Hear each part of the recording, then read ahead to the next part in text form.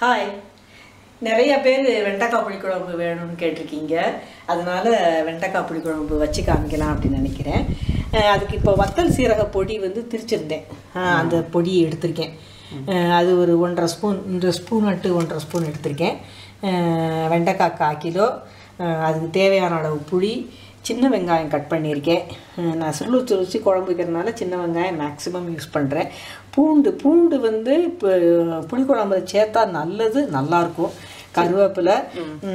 புளி எவ்வளோ எடுத்திருக்கீங்க? புளி வந்து ஒரு நெல்லிக்காய் சைஸுக்கு எடுத்திருக்கேன். இதுக்கு தேவையான அளவு. நான் வந்து புளி வந்து ரொம்ப கடுமையாக போட மாட்டேன், இப்போ கரெக்டாக போடுவேன். கடுகு, உளுத்தம்பருப்பு தாளிக்கிறதுக்கு, வெந்தயம், மஞ்சத்தூள், உப்பு, பெருங்காயத்தூள் புளிக்குழம்பு போட்டால் நல்லாயிருக்கும். எண்ணெய் வந்து நீங்கள் நல்லெண்ணெய் போட்டால் நல்லெண்ணெய் போடலாம், சன்ஃப்ளவர் ஆயில், ஒரு வெஜிடபிள் ஆயில் எதுனாலும் போட்டுக்கலாம். இப்போ செய்வோமா? இதெல்லாம் க்ளீன் பண்ணி கட் பண்ணி வச்சுருக்கேன். எண்ணெய் போட்டேன். முதல்ல கடுகு போட்டுக்கிடுவோம்.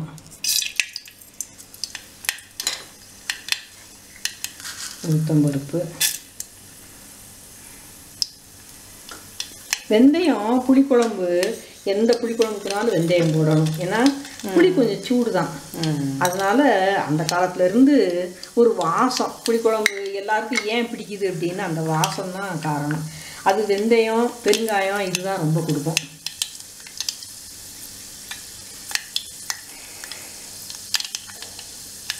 இது பூண்டு இன்னும் வேணும்னா கூட போட்டுக்கலாம். இன்னும் போட்டுக்கலாம். பூண்டு வந்து புளிக்குழம்புல போட மாட்டாங்க நிறையா பேர். நாங்கள் எல்லா புளிக்குழம்புக்கும் பூண்டு போடுவோம். அது பிடிக்கும் எல்லாருக்கும்.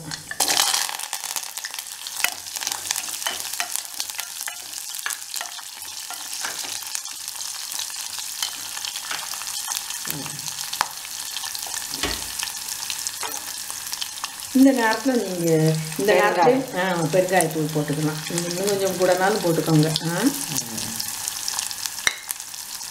இது வதங்கட்டுமா? இது நேரம் கொஞ்சம் இப்போ வெங்காயம் நல்லா வதங்கி இருக்குல்ல, நிறைய எண்ணெய் விட்டுருக்கிறதுனால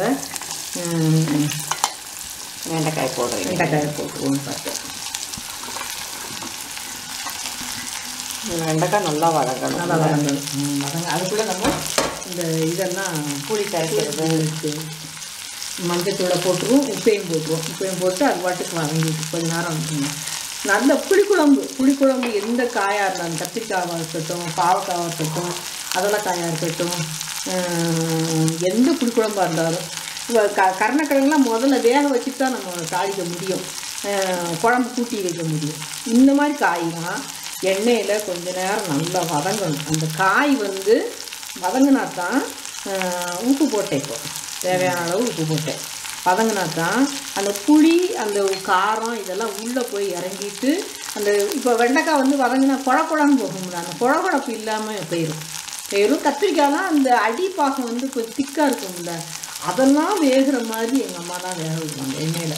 அல்லவா அதுக்கு பிறகு வந்து நீங்கள் குக்கரில் போட்டு என்ன தான் செஞ்சாலும் அந்த எண்ணெயில் பிரட்டி வேகிற அளவுக்கு வந்து அந்த ருசி இருக்காது.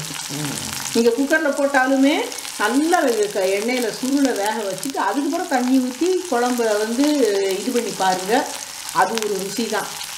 அந்த ருசி வந்து எல்லாத்தையும் போட்டு குக்கரில் போட்டுடலாம்ல ஆண்டி அப்படின்னு நீங்கள் கேட்கலாம்.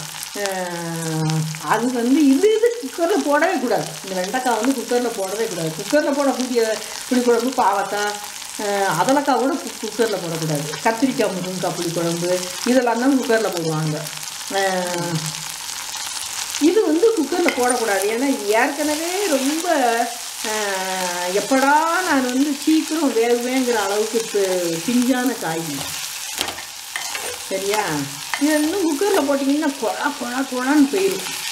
அதனால் இந்த குழப்பெல்லாம் நீங்கிற அளவுக்கு நம்ம வந்து வதக்கிட்டு அதுக்கப்புறம் இந்த தண்ணியை ஊற்றினீங்கன்னா அதுக்கு பிறகு ஒரு 2 நிமிஷம் தான் குழம்பு ரெடி ஆகிடும். வதங்கிட்டு வதங்கி இப்போ தான் இந்த குழகுழப்பு தன்மை போய் இருக்குது. இப்போ ஒரு 3-4 நிமிஷம் ஆச்சு. குழகுழப்பு தன்மை போயிருக்கு. இன்னும் கூட லேசாக இருக்குது. இந்த பொடியை போட்டு கொஞ்ச நேரம் இருக்கட்டும்.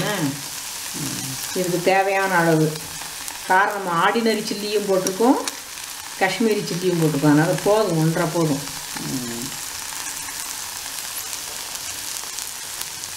இது போட்டு கொஞ்ச நேரம் வதங்கட்டுமா?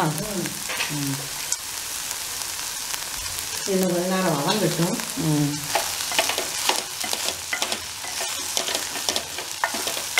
நான் இதுக்காக தட்டு கூட போட்டு மூடலை போகிறேன். வெண்டைக்காய் அந்த தண்ணி ஈரம் வடிஞ்சிச்சுன்னா குழம்பு கூடும் அப்படிங்கிறதுக்காக. இன்னும் கொஞ்சம் நேரம் வதங்கட்டுமா? நல்லா வதங்கிடுச்சு. வெண்டைக்காய் இருக்கிற குழம்பெல்லாம் போயிடுச்சு. மஞ்சள் தூள் போட்டாச்சு, இது போட்டாச்சு, உப்பு போட்டாச்சு. இப்போ புளி தண்ணியும் ஊற்றிட்டீங்க. புளி தண்ணியும் ஊற்றியாச்சு. இன்னும் புளி சேர்ந்து வந்த உடனே குழம்பு இறக்கிடலாம்.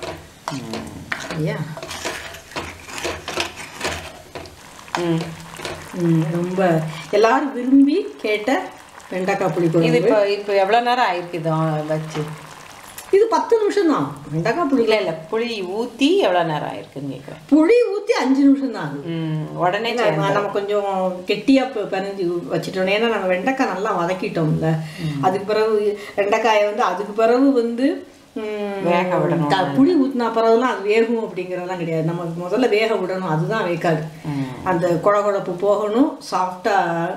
முதல்ல வெண்டைக்காயை வாங்கும்போதே டெண்டர் வெண்டைக்காயை வாங்கிடுங்க. வாங்கினீங்கன்னா தான் நல்லா. இந்த விதையாக இருக்கிற வெண்டைக்காய் வாங்கினீங்கன்னா அப்புறம் உங்களுக்கு வெண்டைக்காய் புளிக்குழம்பே வெறுத்துருவீங்க, நல்லா இருக்காது. காய் பார்த்து நல்லா பிஞ்சாக வாங்கிட்டு இப்படி வதக்கி வச்சிங்கன்னா பொடி ஏற்கனவே போட்டு வச்சுக்கோங்க. அப்படின்னா உங்களுக்கு மொத்தத்துக்கு 10 நிமிஷம் தான் ஆகும் குழம்பு வைக்கிறதுக்கு. சரியா? நான் இன்றைக்கி பொடியெல்லாம் போட்டு காமிச்சிருக்கேன்.